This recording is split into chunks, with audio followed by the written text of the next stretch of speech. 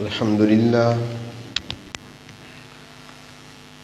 لله الذي أنزل على عبده الكتاب ولم يجعل له عوجا تبارك الذي جعل في السماء بروجا وجعل فيها سراجا وقمرا منيرا أشهد أن لا إله إلا الله وحده لا شريك له وأشهد أن سيدنا ومولانا محمدًا عبده ورسوله أما بعد فأعوذ بالله من الشيطان الرجيم بسم الله الرحمن الرحيم نحن نقص عليك نبأهم بالحق إنهم فتية آمنوا بربهم وزدناهم هدى وربطنا على قلوبهم صدق الله مولانا العظيم مولاي صل وسلم دائما أبدا على حبيبك خير الخلق كلهم. قابل احترام بزرگوں اور عزیز دوستوں، کس انسان کو ہدایت کیسے ملتی ہے اور انسان گمراہ کیسے ہوتا ہے، یہ دو عنوان ہیں. آج کی ہماری گفتگو پہلے حصے پہ ہوگی کہ انسان کو ہدایت کیسے ملتی ہے. اس دنیا میں اللہ تبارک و تعالیٰ کی نعمتیں لا تعداد اور بے شمار ہیں، جن کا شمار نہ کیا جا سکا ہے اور نہ کیا جا سکتا ہے. لیکن جتنی بھی نعمتیں اللہ رب العزت کی طرف سے ہمیں میسر ہیں، ان تمام نعمتوں سے بڑھ کر سب سے بڑی نعمت اللہ تبارک و تعالیٰ کی وہ ہدایت ہے. اور یہی وجہ ہے کہ اللہ رب العزت نے ہمیں بطور خاص ایک قرآن حکیم کی سورۃ الفاتحہ عطا فرمائی، اور پھر اسے ہر نماز میں اور ہر نماز کی ہر رکعت میں پڑھنے کا حکم بھی دیا کہ یہ سوال مجھ سے کرو. دنیا میں انسان کی ضروریات تو اور بھی بہت ساری ہیں. انسان کو صحت چاہیے، انسان کو روزگار چاہیے، انسان کو روزی چاہیے، انسان کو رہنے کے لیے مکان چاہیے.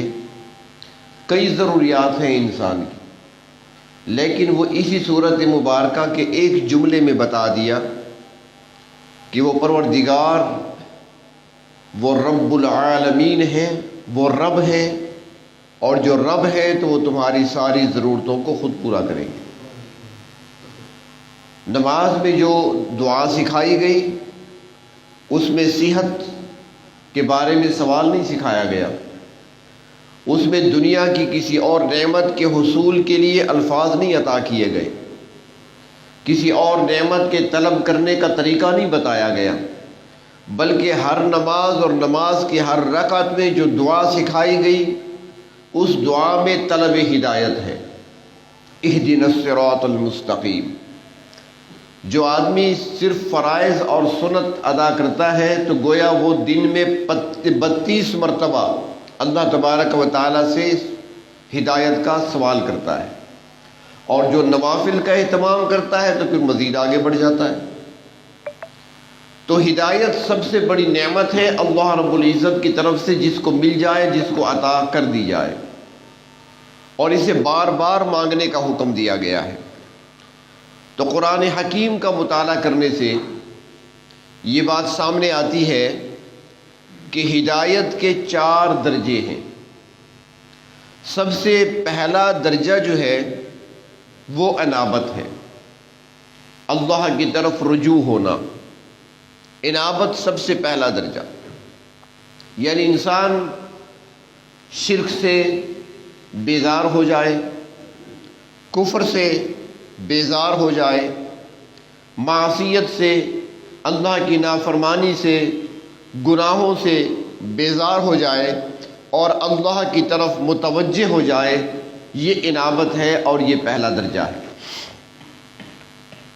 اور پھر اللہ تبارک و تعالی چونکہ اپنے بندوں پر انتہائی شفیق اور مہربان ہے، حدیث شریف میں آتا ہے کہ پروردگار عالم خود ارشاد فرماتی ہیں، جو بندہ میری طرف ایک بالشت آتا ہے تو میں اس کی طرف ایک ہاتھ یعنی ایک گز آتا ہوں، اور کوئی بندہ اگر میری طرف چل کر آتا ہے تو میری رحمت اس کی طرف دوڑ کر آتی ہے۔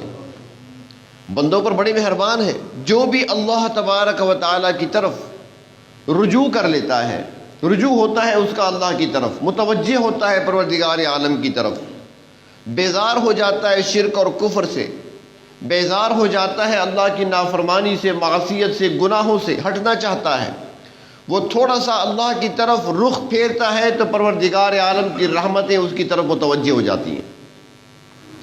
اور پھر دوسرا درجہ وہ اللہ تبارک و تعالی عطا فرماتے ہیں جس کو آپ راستہ کہہ سکتے ہیں، یعنی اس کو راستے پہ کھڑا کر دیتے ہیں، اب یہ راستہ ہے تمہارے لیے، یعنی اس سے جو گزشتہ زندگی تمہاری گزری ہے معصیت میں، نافرمانی میں، گناہوں میں، کفر میں، شرک میں، اب تم میری طرف آنا چاہتے ہو تو یہ راستہ ہے، اور اللہ تبارک و تعالیٰ پھر اس راستے پر کھڑا کر دیتے ہیں۔ یہ دوسرا درجہ ہے۔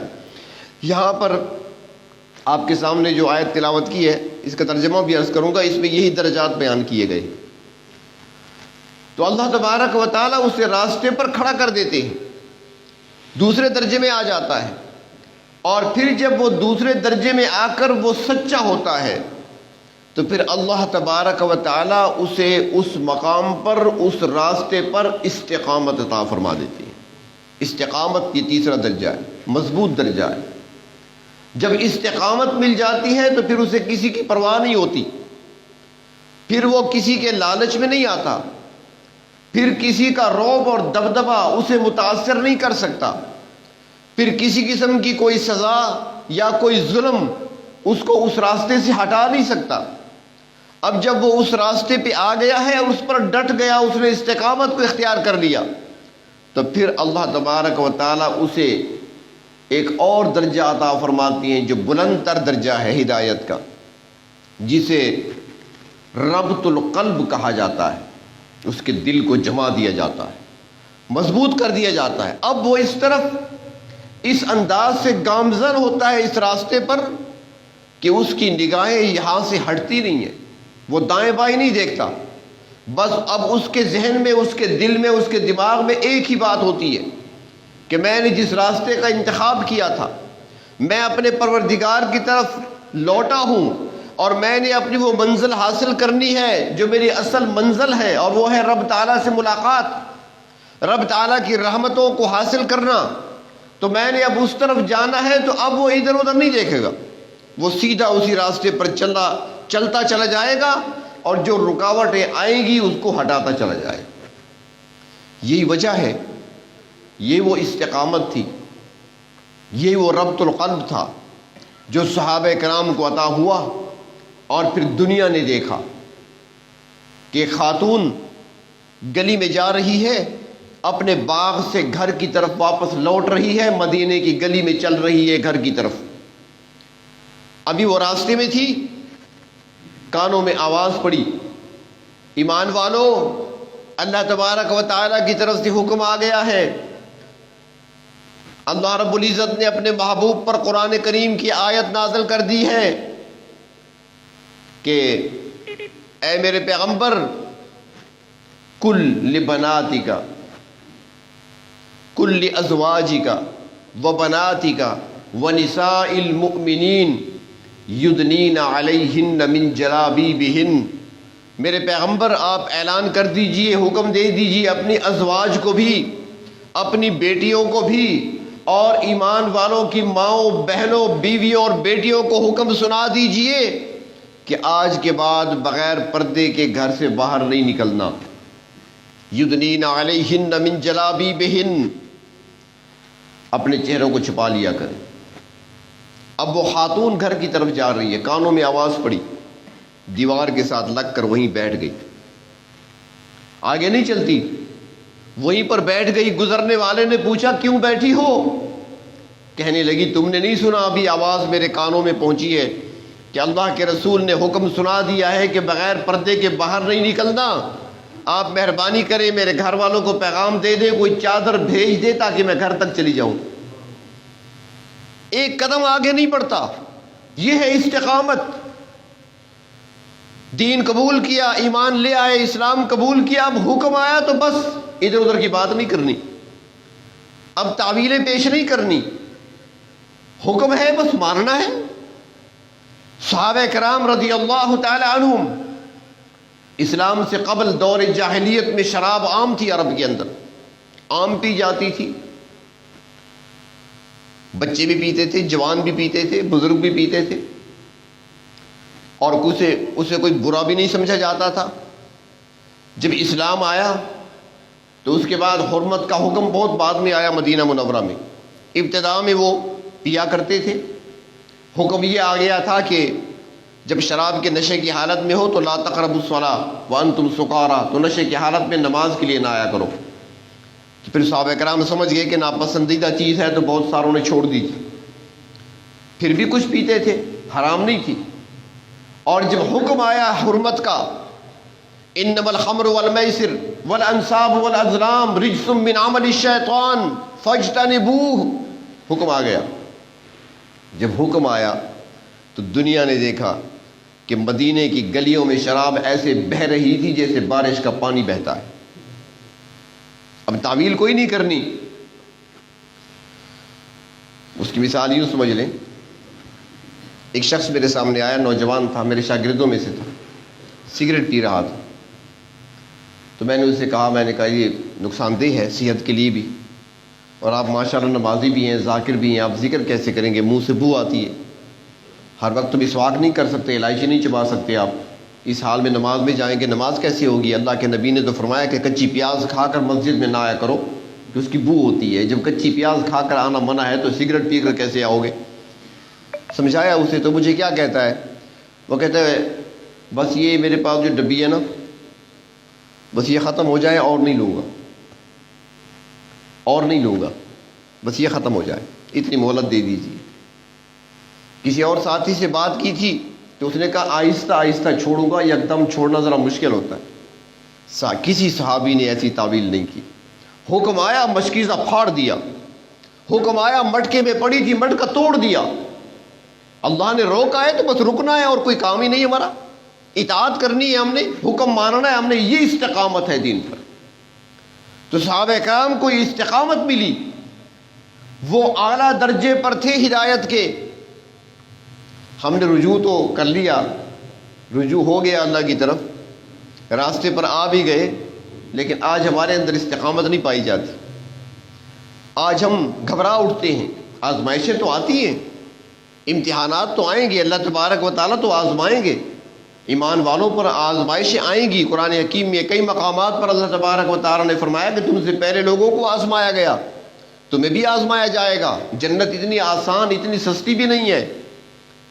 دیکھا جائے گا کس حد تک تمہارے اندر اطاعت کا جذبہ ہے، دیکھا جائے گا کس حد تک تم احکام کی پابندی کرتے ہو، اللہ کا حکم مانتے ہو. چیک کیا جائے گا، دیکھا جائے گا، آزمائش ہوگی، امتحان ہوگا. اور یہ امتحان صحابہ کرام سے بھی لیے گئے. حدیث شریف میں آتا ہے، مشہور صحابی ہیں حضرت خباب بن ارت رضی اللہ تعالی عنہ. ان کو مشرکین مکہ جلتے ہوئے انگاروں پر لٹاتے تھے اور ان کی کمر پر گڑھے بن گئے تھے.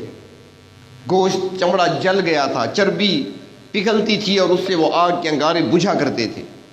سوراخ ہو گئے تھے کمر میں.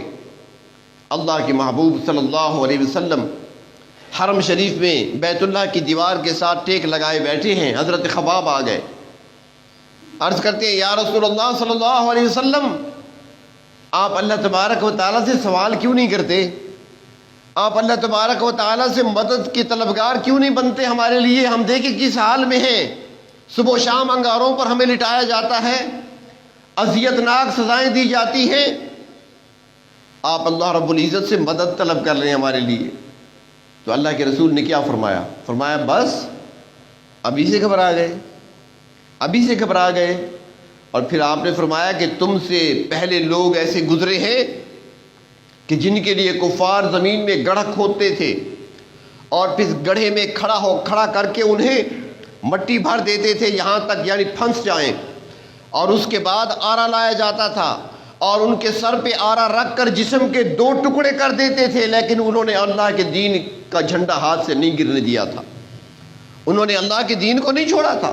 استقامت تو ہوگی، تمہیں استقامت اختیار کرنی پڑے گی، آزمائشیں تو ہوں گی، امتحانات بھی آئیں گے، جھنجھوڑے جاؤ گے، اور دیکھا جائے گا کہ تم میں سے کون ڈٹ کر مقابلہ کرتا ہے مصائب کا اور مشکلات کا، اور جو ڈٹ جائے گا استقامت اختیار کرے گا پروردگار عالم کے احکامات کے آگے اپنا سر جھکا دے گا، تو پھر اللہ تبارک و تعالیٰ ان کو سربلندی عطا فرماتی ہیں، انہیں عزتیں عطا فرماتے ہیں، دنیا کے اندر بھی اور آخرت کے اندر بھی۔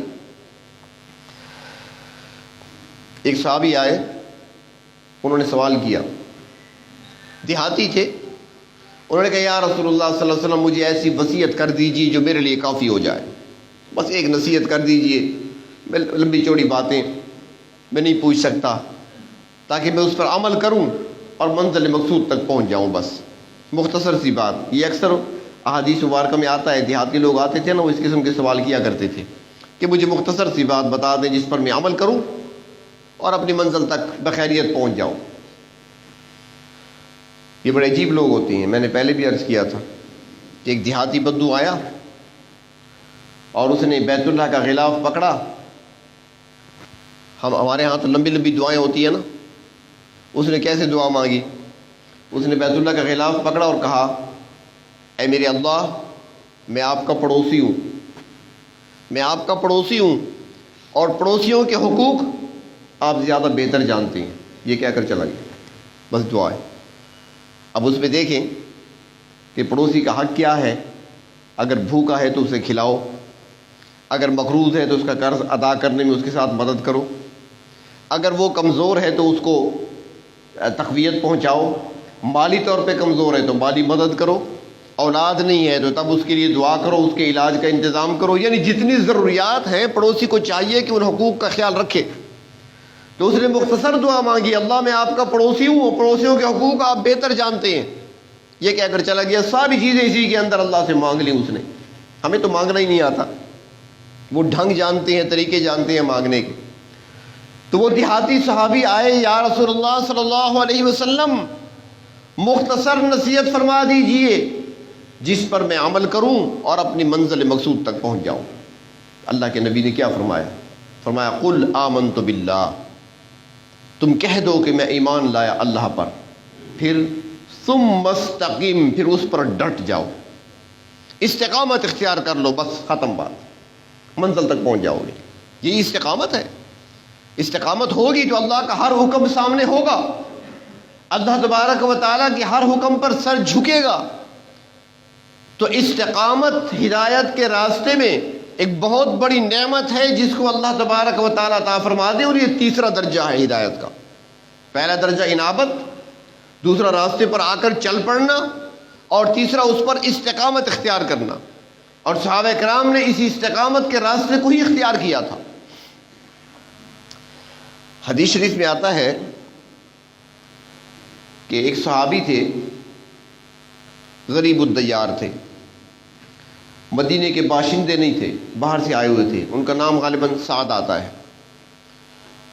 تو وہ مدینہ میں رہتے تھے، حبشے کے علاقے سے تعلق تھا، شکل و صورت بھی اچھی نہیں تھی، رنگ بھی اچھا نہیں تھا، اور ان کے پاس مال و دولت بھی کچھ نہیں تھا، مکان بھی اپنا نہیں تھا، غربت کی زندگی گزر رہی تھی۔ اللہ کے رسول صلی اللہ علیہ وسلم کی خدمت میں حاضر ہوئے، عرض کرنے لگے یا رسول اللہ صلی اللہ علیہ وسلم، میری نہ تو شکل و صورت اچھی ہے، نہ میری رنگت اچھی ہے، نہ میرے پاس اپنا مکان ہے، نہ میرا کوئی کاروبار ہے، لیکن جوان ہوں، مرد ہوں، جی چاہتا ہے کہ میں بھی نکاح کروں، شادی کروں، لیکن اسباب بھی نہیں ہیں، وسائل بھی نہیں ہیں۔ اللہ کے رسول صلی اللہ علیہ وسلم نے فرمایا کہ جب کچھ نہیں ہے تمہارے پاس، نکاح پھر بھی ہو سکتا ہے۔ یہ اس زمانے کی بات کر رہا ہوں، آج کل کی نہیں۔ آج کل تو رشتہ لینے جاؤ پہلے پوچھیں گے نوکری ہے، نہیں ہے تو بھاگ جاؤ، سب سے پہلا۔ اور ہم نے دیکھا، ایسے میں نے کئی دیکھے جو بزید رہے ہیں نوکری پر، جو ہی شادی ہوتی ہے نوکری ختم۔ اللہ فرماتے ہیں آؤ، اب تم نے روزی کا ذریعہ کس کو سمجھا تھا؟ تم نے یہ سمجھا تھا۔ اور یقین کرے ممبر پہ بیٹھا ہوں میں، ایسے شخص کو بھی میں نے اپنی آنکھوں سے دیکھا ہے جو لاکھوں میں کھیلا کرتا تھا، روزانہ کا لاکھوں کا جس کا کاروبار تھا۔ اسی شہر کی بات کر رہا ہوں، لیکن پھر میں نے اسی شخص کو ریڑھی پر کوئلے بیچتے ہوئے دیکھا ہے۔ اللہ تعالیٰ قادر ہیں، وہ چاہیں تو فقیر کو شاہ بنا دیں اور چاہیں تو شاہ کو فقیر بنا دیں۔ روزی اللہ کے ذمہ ہے۔ نکاح کرنے کے لیے سب سے پہلے یہ چیز دیکھا کریں، قرآن حکیم میں اللہ تبارک و تعالیٰ نے اصول اور قانون بیان کر دیا۔ یہ جگہ بھی خالی نہیں چھوڑی گئی ہمارے لیے کہ فیصلہ خود کرو، نہیں، قرآن میں بتا دیا ہمیں کہ جب رشتے برابر ہو جائیں تو تم نکاح کر دیا کرو۔ اگر وہ فقیر ہوں گے، یغنیہم اللہ من فضلہ، اللہ تعالیٰ اپنے فضل سے ان کو غنی کر دیں گے، تم نکاح کرو۔ اور حدیث شریف میں آتا ہے کہ نکاح کے ذریعے دو چیزیں بتائی گئی ہیں جس سے برکت آتی ہے، فرمایا ایک نکاح کے ذریعے سے، ایک حج کرنے کے ذریعے سے۔ اور ہم نے برکت کس کو سمجھ لیا ہے؟ ہمارے راستے کیا ہوتے ہیں، ہماری سوچ کہاں پہ ہوتی ہے؟ ہم نے اپنے ایک راستے بنا دیے اور دیواریں کھڑی کر دی ہیں، پابندیاں لگا دی ہیں کہ ایسے ہوگا ایسے ہوگا۔ ایسا نہیں ہوگا۔ روزی کا ذمہ اللہ نے لیا ہوا ہے، یہ کسی بندے کے ہاتھ میں نہیں ہے۔ آج کا فقیر ہے، کل کو وہ لاکھوں میں کھیلتا ہوا نظر آئے گا، اور آج جو لاکھوں میں کھیل رہا ہے کل کو فقیر بن سکتا ہے۔ اور یہ آپ کئی لوگوں کو آپ بھی جانتے ہوں گے، آپ اس معاشرے کے اندر کتنے ایسے لوگ تھے جو بلندیوں پر تھے، آج پستیوں میں ہیں، کتنے ایسے تھے جو پست تھے اور آج بلندیوں پہ ہیں۔ تو باہر طور میں عرض یہ کر رہا تھا کہ وہ صحابی ہیں، اللہ کے رسول نے یہ نہیں فرمایا کہ جب مکان نہیں ہے تمہارے پاس، جب کاروبار نہیں ہے تمہارا اپنا، جب وطن تمہارا نہیں ہے، تمہارا یہاں پر قوم، تمہاری قوم نہیں ہے یہاں پر، تمہارا قبیلہ نہیں ہے، تو تم نکاح کیسے کرو گے، کہاں کرو گے، بتاؤ مجھے۔ اللہ کے نبی نے نہیں فرمایا۔ مسلمان تو ہیں ہم، کلمہ پڑھتے ہیں، آپ کی سیرت کو دیکھتے بھی ہیں، لیکن عمل کون کرے گا؟ یہی تو استقامت ہے نا دین پر، ہر حکم پر سر جھکا دینا، یہ صحابہ کا کمال تھا۔ وہ ایک لطیفہ سا مجھے یاد آ گیا، عرض کرتا جاؤں، کیونکہ مثال کے ذریعے سے ذرا بات اچھی طرح سمجھ آتی ہے۔ کچھ لوگ کہہ دیتے ہیں کہ اے کاش کہ ہم اس دور میں ہوتے، اللہ کے محبوب کی خدمت میں ہم بھی حاضر ہوا کرتے۔ کچھ لوگ یہ کہتے ہیں۔ تو ایک نوجوان ایسے کہا کرتا تھا، یہ چند سال پہلے کا واقعہ ہے، وہ اکثر یہ کہا کرتا تھا۔ پھر وہ 4 مہینے کے لیے جماعت کے ساتھ چلا گیا، 4 مہینے لگانے گیا۔ اب جماعت کے ساتھ چل رہا ہے، روزانہ وہاں پر ساتھیوں سے یہی کہتا ہے۔ شام کو جب بیٹھتے تھے نا، رات کو عشاء کے بعد فارغ ہوتے تھے، جماعت والے ساتھی اپنے کاموں سے فارغ ہو کر، تو اس کے بعد پھر وہ کہتا تھا کہ کاش کہ میں اس زمانے میں ہوتا، میں بھی صحابہ کے ساتھ ہوتا۔ تو اس دوران ایک رات اس نے خواب دیکھا، خود دیکھا اس نے خواب دیکھا کہ ایک گاڑی جا رہی ہے اور اس گاڑی میں اللہ کے رسول صلی اللہ علیہ وسلم بھی سوار ہیں۔ وہ کہتا ہے میں نے دیکھا کہ گاڑی ایک پہاڑی پہ چڑھ رہی ہے، اور جب اونچائی تک چلی گئی تو گاڑی کے بریک فیل ہو گئے۔ اب جب بریک فیل ہوئے تو گاڑی بند ہو گئی، پیچھے کی طرف آ رہی ہے، ڈھلوان ہے، بڑی سپیڈ پکڑتی جا رہی ہے، نیچے آ رہی ہے۔ وہ کہتا ہے کہ میں جلدی سے دوڑا تاکہ پتھر آگے رکھوں اس کے ٹائر کے اور گاڑی کو روک دوں۔ میں نے ایک پتھر لا کر رکھ دیا، گاڑی اس پر اوپر چڑھ گئی، اسے نکل گئی آگے۔ پھر میں نے بھاری پتھر تلاش کیا، میں پتھر تلاش کر رہا تھا، اور آخر ایک بڑا پتھر ملا، میں نے اس کو اٹھایا۔ جب مڑ کر میں نے دیکھا گاڑی رک چکی تھی اور کسی پتھر پر نہیں رکی تھی، جو آپ کے ساتھی تھے انہوں نے اپنے سر آگے رکھ دیے تھے۔ اپنے سروں پہ گاڑی کو روک لیا تھا. جب بیدار ہوا تو اس کو سمجھ آئی کہ ہم ان لوگوں کا مقابلہ نہیں کر سکتے، وہی اس قابل تھے. ہم پتھر تلاش کرتے رہتے، وہ اپنے سر پیش کر دیا کرتے تھے. تو اللہ تبارک و تعالیٰ نے چن چن کر دیے ہیں صحابہ. تو وہ صحابی عرض کرتے ہیں اللہ کے محبوب، غربت کا مارا ہوا ہوں، کچھ نہیں میرے پاس، اسباب نہیں، وسائل نہیں، شادی کرنا چاہتا ہوں. اللہ کے رسول نے فرمایا کہ عمر بن وہب ثقفی ہیں، قبیلہ مشہور قبیلہ ہے عرب کا، طائف کا، بنو ثقیف، اسی قبیلے سے تعلق ہے. تو عمر بن وہب ثقفی ہیں، ان کے پاس چلے جاؤ، اس کے گھر میں بیٹی ہے جوان، اور جا کر اس سے کہو کہ وہ اپنی بیٹی کا نکاح تمہارے ساتھ کر دے. اب عمر بن وہب ثقفی کے بارے میں آتا ہے کہ ان کی بیٹی تھی اور بڑی حسین و جمیل تھی، اللہ نے بڑا حسن دیا تھا اس لڑکی کو. تو جب یہ وہاں پر پہنچے، دروازہ کھٹکھٹایا، عمر بن وہب خود باہر نکلے، پوچھا کیسے آنا ہوا؟ مجھے اللہ کے رسول نے بھیجا ہے. کس لیے؟ کہ آپ اپنی لڑکی کا نکاح میرے ساتھ کر دیں. اس نے غور سے دیکھا، اس نے کہا تمہارے ساتھ؟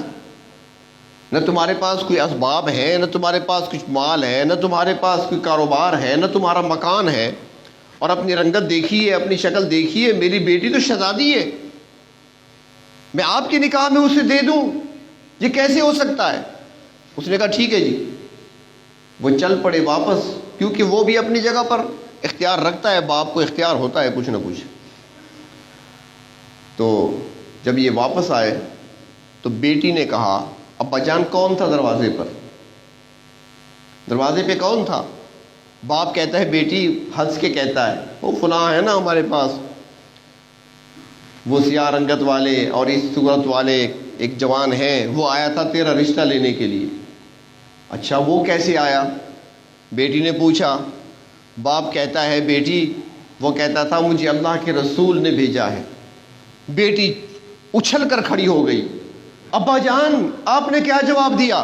فرمایا میں نے اسے انکار کر دیا، جواب دے دیا. فرمایا ظلم کر دیا آپ نے. آپ آنے والے کو نہ دیکھیں، بھیجنے والے کو دیکھیں. بھیجا کس نے تھا؟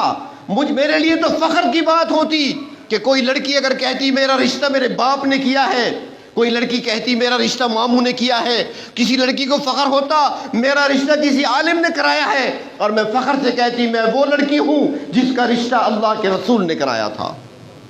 جلدی جائیں اس کے پیچھے، اللہ کے رسول ناراض ہو گئے تو دنیا بھی گئی آخرت بھی گئی. یہ فوراً نکلتے ہیں اللہ کے رسول کی خدمت میں، ساتھ پہنچے تو یہ بھی پہنچ گئے. عرض کرتے ہیں اللہ کے محبوب میں نے تو انکار کر دیا تھا، لیکن میری بیٹی نے کہا ہے کہ آپ نے رشتے کا انتخاب فرمایا ہے تو مجھے کوئی انکار نہیں ہے، اور جب بیٹی راضی ہے تو میں بھی راضی ہوں.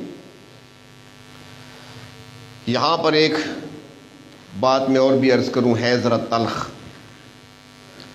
لیکن ایک ذمہ داری سمجھتے ہوئے عرض کرتا ہوں کہ جن گھروں میں بچیاں جوان بیٹھی ہوتی ہیں اور وہاں رشتے آتے ہیں، اور والدین جب دیکھتے ہیں کہ بچیوں کی عمر بڑھ رہی ہے، 25 ہو گئی، 28 ہو گئی، 30 ہو گئی، بڑھتی جا رہی، اور یہ وہیں بیٹھے بیٹھے آئے ہوئے رشتوں کو جواب دے دیتی ہیں، اس کی نوکری اچھی نہیں تھی، اس کا کاروبار اچھا نہیں ہے، اس لڑکی میں فلاں عیب ہے، اس لڑکے میں فلاں عیب ہے. تو خدا را یہ فیصلہ کرنے سے پہلے بچی سے بھی پوچھ لیا کریں. یہ ایک میری درخواست بھی ہے اور ایک پیغام بھی ہے جو آپ تک پہنچا رہا ہوں. بچی سے پوچھ لیا کریں. اور اس کی وجہ ایک فون نے مجھے ہلایا تھا، جب بھی یاد آتا ہے یقین کریں مجھے رونا آ جاتا ہے. یہ آج سے 5 سال پہلے کی بات ہے، 6 سال پہلے کی بات ہے. ایک خاتون کا مجھے فون آیا، اس نے فون کیا مجھے، آپ قاضی صاحب بات کر رہے ہیں؟ میں نے کہا جی بتائیں. اس نے کہا میں نے ایک دعا مانگنی ہے، آپ میری دعا پر آمین کہہ سکتے ہیں؟ یہ اس نے سٹارٹ میں یہ جملہ کہا. میں نے کہا آپ کون ہیں اور کیسی دعا؟ اس نے کہا آپ یہ نہ پوچھیں، میں اپنا آپ ظاہر نہیں کرنا چاہتی، میرا تعلق ایک دیندار اور اچھے گھرانے سے ہے جسے پورا شہر ہمارا جانتا ہے، اس لیے میں اظہار نہیں کروں گی میں کون ہوں، کس کی بیٹی ہوں. لیکن آپ میری دعا پر آمین ضرور کہیں. آپ مجھے نہیں جانتے، میں آپ کو جانتی ہوں. میں نے کہا میں ایسے تو آمین نہیں کہہ سکتا، ہو سکتا ہے آپ مجھے بد دعا دے رہی ہوں، میں آمین کیسے کہہ دوں؟ مجھے کیا پتا آپ نے کیا کہنا ہے. آپ پہلے دعا کریں، پھر میں دیکھوں گا آمین اگر کہنی پڑی تو میں آمین کہہ دوں گا. بہرطور اس کے بعد اس نے الفاظ جو کہے، یقین کریں روتے ہوئے اس نے کہا اے میرے پروردگار، اے میرے رب، میرا باپ جو فوت ہو چکا ہے، دنیا میں لوگوں کے سامنے بہت بڑا آدمی تھا، عالم دین بھی کہلاتا تھا، دیندار، متقی، زاہد، عابد کہلاتا تھا. اے اللہ اب وہ قبر میں ہے، اے اللہ میرے باپ کی قبر کو جہنم کے انگاروں سے بھر دے. مجھے کہتی ہے آپ کہیں آمین. میں نے کہا میں تو آمین نہیں کہہ سکتا. اس کی وجہ کیا ہے؟ اتنی بڑی بد دعا اپنے باپ کے لیے؟ اس نے کہا جی ہم 2 بہنیں ہیں، میری عمر اس وقت 40 سال کراس کر چکی ہے، بہن مجھ سے 2 سال چھوٹی ہے. جب بھی کوئی رشتہ ہمارا آتا تھا ہمارے والد اعتراض لگا کر واپس کر دیتے تھے، فلاں نقص ہے فلاں نقص ہے. اس ظالم نے کبھی ہم سے پوچھا نہیں کہ تمہاری بھی کوئی خواہش ہے کہ نہیں. اور ہمارا جی چاہتا تھا کوئی بھی مرد ہمارا نکاح کر دیا جائے، لیکن ہمارا نکاح نہیں کیا. اس نے ہمیں گھر میں بٹھایا رکھا. ہماری یہ بد دعا ساری زندگی اس کے لیے ہوگی. تو خدا را اپنے آپ کو بد دعاؤں سے بچائیں. رشتوں کے معاملے میں بہت احتیاط سے کام لیں. جب بھی بچی جوان ہو جائے، رشتہ آئے، میں یہ نہیں کہتا کہ آپ ہر ایک جگہ نکاح کر دیں جہاں میں رشتہ ملے، نہیں، تحقیق ضرور کریں، لیکن یہ چھوٹی چھوٹی باتوں پر رشتے ٹھکرایا نہ کریں، ورنہ اس کے نقصانات بہت زیادہ ہیں. چونکہ ہمارا شعبہ ایسا ہے، ہمارا لوگوں سے رابطہ رہتا ہے، بلکہ یوں سمجھ لیں کہ اپنے علاقے کی عوام کی نبض پہ ہمارا ہاتھ ہوتا ہے. تو ہمارے پاس بہت سارے ایسے مسائل آتی ہیں، تو بہت احتیاط اس معاملے میں کیا کریں. تو بہر طور میں عرض یہ کر رہا تھا کہ اللہ کے محبوب صلی اللہ علیہ وسلم کی خدمت میں وہ حاضر ہوا. عمر بن وہاب ثقفی عرض کرنے لگے اللہ کے رسول میری بیٹی مان گئی ہیں.